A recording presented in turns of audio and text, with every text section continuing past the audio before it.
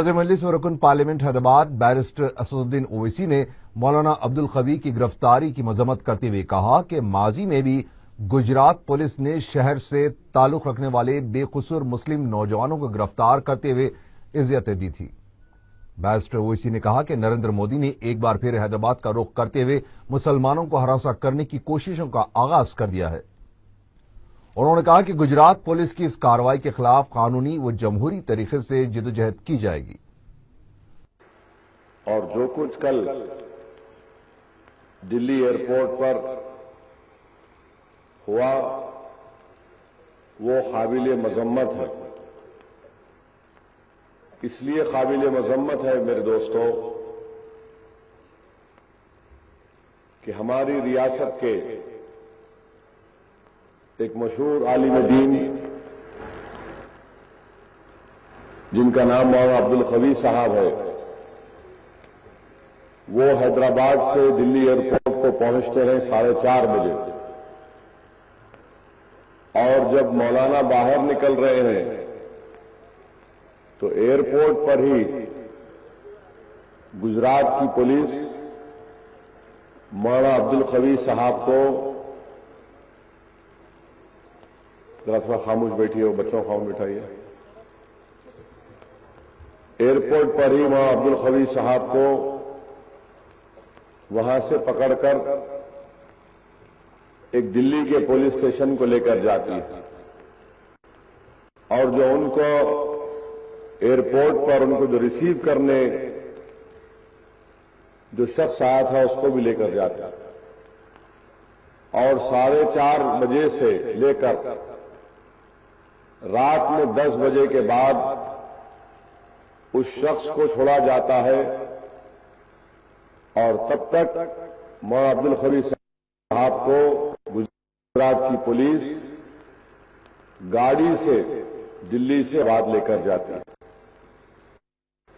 آپ اندازہ لگائیے کس کیس میں کیا گیا۔ یہ کیس تھا 2002 کا، جس کو ایف آئی آر میں DCB 6 کے نام سے، جس کو مشہور کیس ہوا کانسپریسی کیس کے نام سے، جس میں حیدرآباد کے ایک اور مشہور عالم مولانا اشرف کو بھی گرفتار کیا گیا تھا۔ اور کیس کیا کہ یہ مدرسوں کے ذمہ داروں نے یہ سازش رچائی کہ اڈوانی، موزی اور وہ جو پکارتے پھرتا سارے ہندوستان میں، کیا نام ہے اس کا، وشو ہندو پریشد کا، وہ کینسر کا ڈاکٹر ہے مگر وہ خود ایک مرض بن چکا، کیا نام ہے اس کا، ہاں توگادیا، کینسر کا ڈاکٹر ہے انہیں۔ تو یہ کیس بنا کہ یہ ان تینوں کو ختم کرنے کی سازش رچائی۔ 2002 میں کیس رجسٹر ہوا، 2007 میں 6 یا 7 میں مولانا اشرف کو گرفتار کیا گیا۔ 2004 میں چارج شیٹ ڈالی گئی، اس میں مولانا عبدالقوی کا ذکر نہیں ہے۔ 2006 میں چارج شیٹ ڈالی گئی ایک اور، اس میں ذکر نہیں ہے۔ پھر اس کے بعد مولانا اشرف کورٹ نے ان کو بری کر دیا، یہ مجرم نہیں ہے۔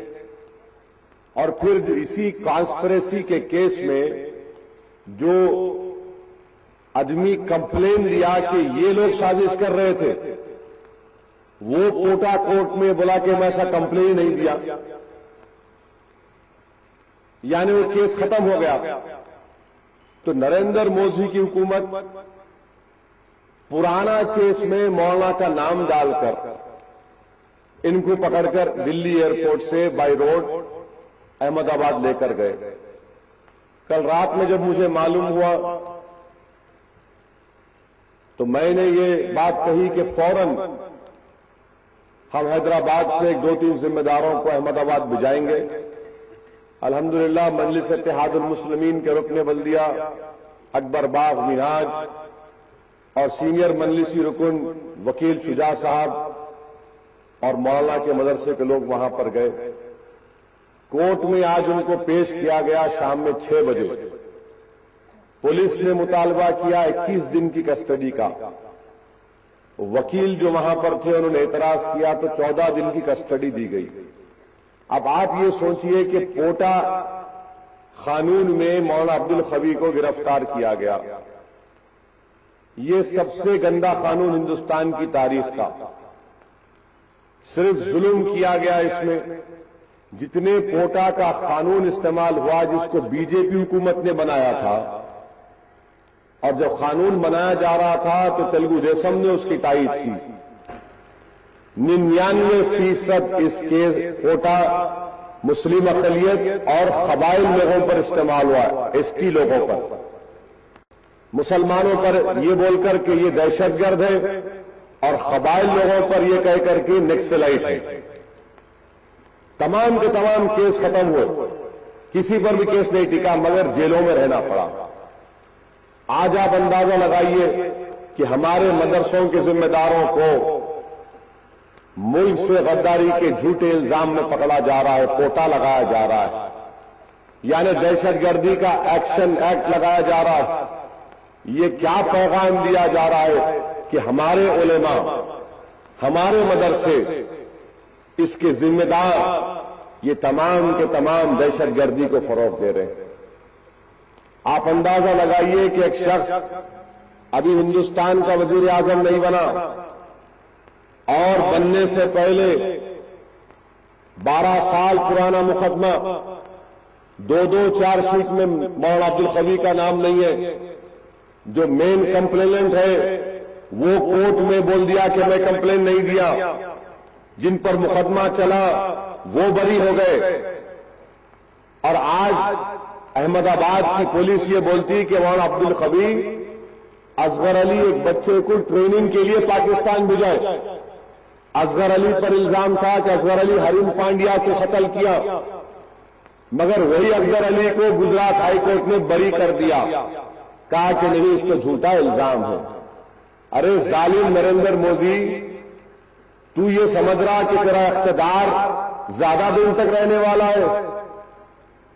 مجھے اللہ کی ذات پر پورا بھروسہ ہے کہ یہ نریندر مودی جو ظلم کر رہا ہے اور غرور اور تکبر میں وقت کا فرعون بن چکا، مجھے اللہ کی ذات پر پورا بھروسہ ہے اور اللہ کو قابلیت دی، اللہ نے جو ہم کو عزت دی، اللہ نے جو مجلس کو طاقت اور قوت دی.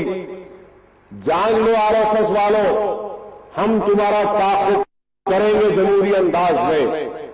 ہم تم سے مقابلہ کریں گے. ہم اس ملک کو ہندو راشٹر بننے نہیں دیں گے. ہم اس ملک میں ہمارے علماؤں کی گرفتاری کے خلاف آواز اٹھائیں گے. ہم اپنے مدرسوں کو بچائیں گے. ہم اپنے مدرسوں کو آباد رکھیں گے. ہم اپنے مدرسوں کو ہندوستان کے کونے کونے میں پھیلائیں گے.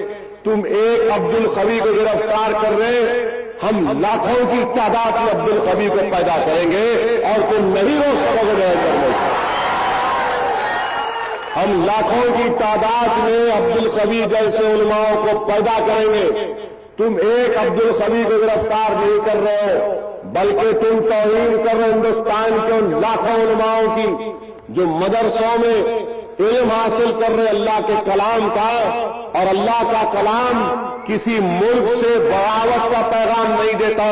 اللہ کا کلام، اللہ کا علم، شریعت ہم کو اس بات کی پابند بناتی ہے کہ ملک سے وفاداری کرو، ملک کو مضبوط کرو. ارے غدار تو یہ لوگ ہیں جو اس ملک کے سیکولرزم کو توڑ کر اس کو اپنی سوچ میں تبدیل کرنا چاہتے ہیں. یاد رکھو بی جے پی سنگھ پریوار والوں، تمہاری یہ کوشش، تمہارا یہ ظلم انشاءاللہ تعالی ختم ہو کر رہے گا.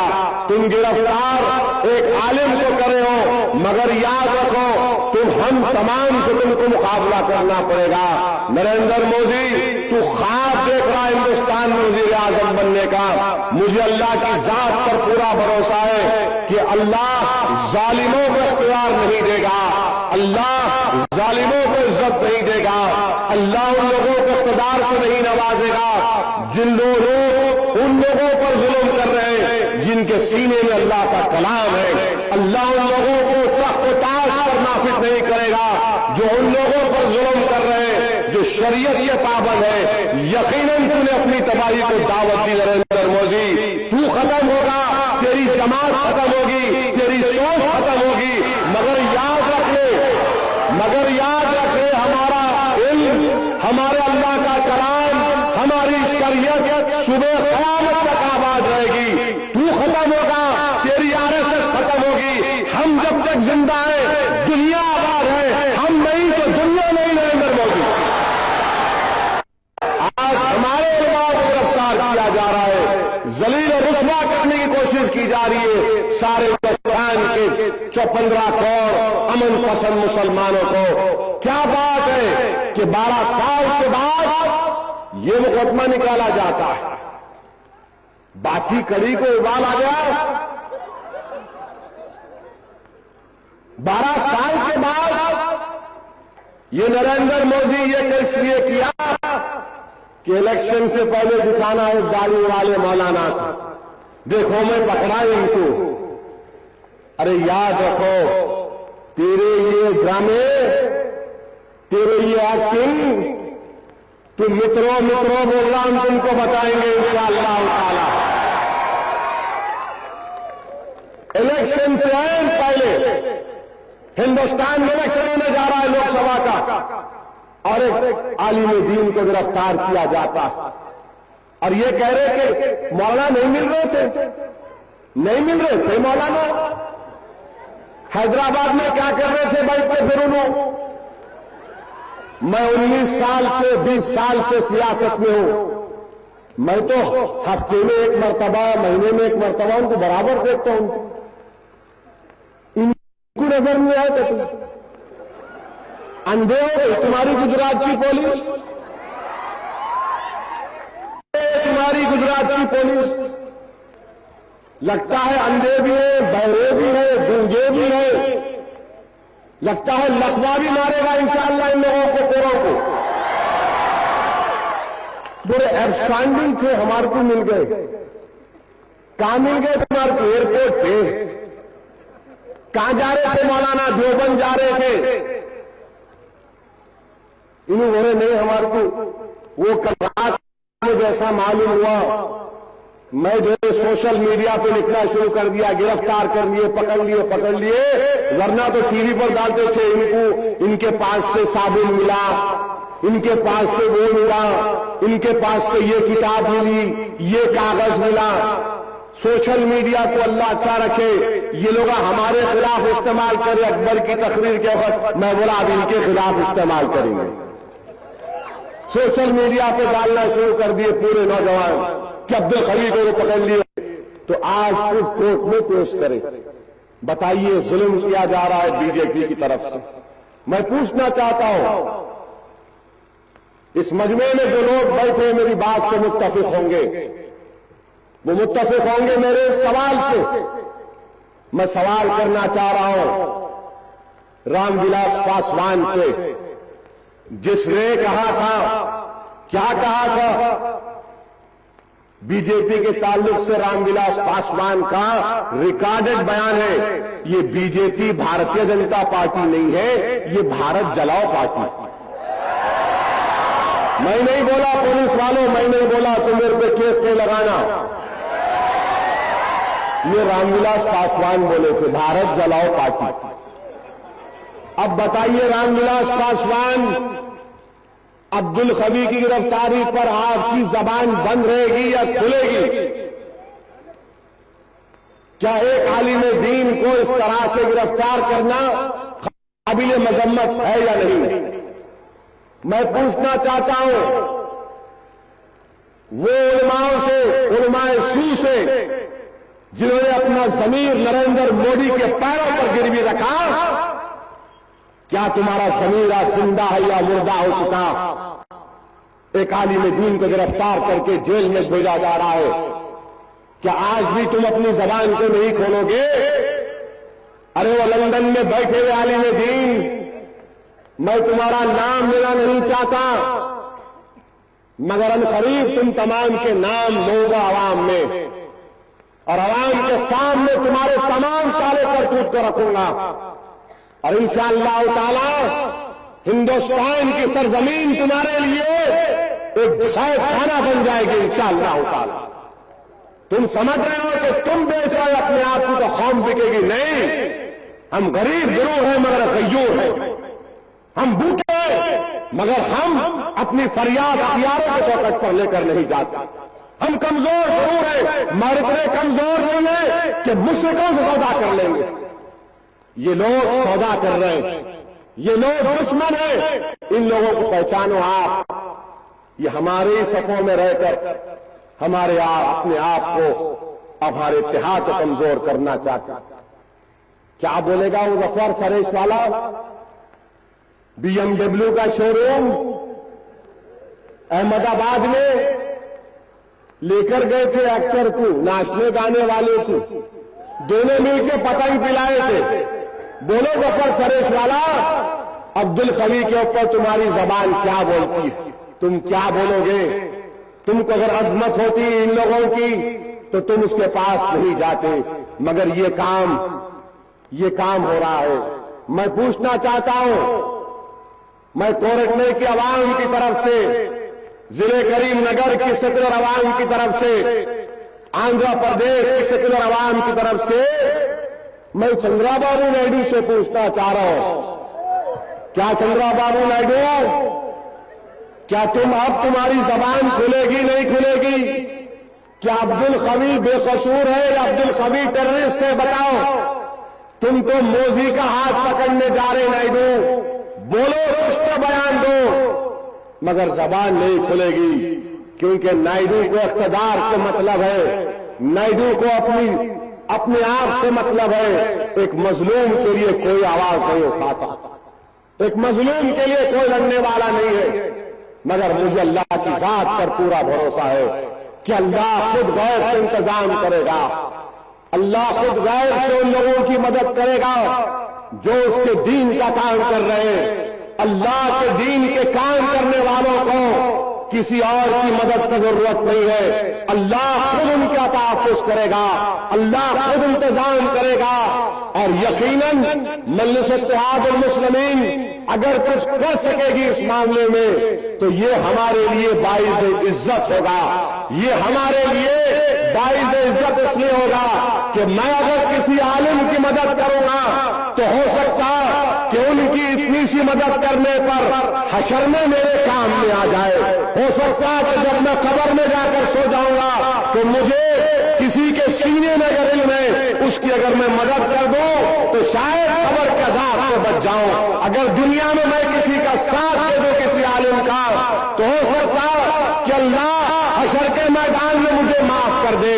मगर याद रखो दीवाने मिल्लत, हम तमाम को हमारे उलमाओं की मदद करनी चाहिए, चाहे वो किसी मकतबे फिक्र का रहे दो, मगर हमारे उलमा है, वो किसी मकतबे फिक्र के हम मदद बांटो, इनकी मदद करो। और कम से कम अब्दुल खवी के खिलाफ ये जो केस हुआ, अगर तुम आवाज नहीं उठा सकते तो कम से कम जब तुम्हारे हाथ से तो अल्लाह से दुआ करो कि परवरदिगार इन लोगों की तो मदद फरमा जिनका जुर्म सिर्फ यही है कि वो तेरे दीन की खिदमत कर रहे हैं। अल्लाह जरूर अहले दिल की दुआ का कबूल करेगा, अल्लाह जरूर उन लोगों की दुआ कबूल करेगा जिनकी आंख में आंसू आ जाते हैं। अल्लाह जरूर हमारे माँ और बहनों की दुआओं को कबूल करने वाला है। अरे हमारे पास क्या है इस मुल्क में? क्या दौलत है? क्या ताकत है? नहीं है। हमारे पास एक ही हथियार है नौजवानों, ये जो हाथ है उठाओ, इसको अल्लाह की बारगाह में पेश करो कि अल्लाह मदद फरमा दे हमारे उलमाओं की और इनको रिहा करवा। अल्लाह जलील करे उन तमाम संघ परिवार के लोगों को जो हमारे उलमाओं की बेइज्जती कर रहे हैं। और याद रखो मेरी इस बात को कि इंशाअल्लाह ताला ये लोग जलील होंगे, ये लोग रुस्वा होंगे। अरे इख्तिदार के लिए तुम हमको इस्तेमाल कर रहे हो, याद रखो ये गोबरी की आग है। मौलाना की रिहाई के लिए कानूनी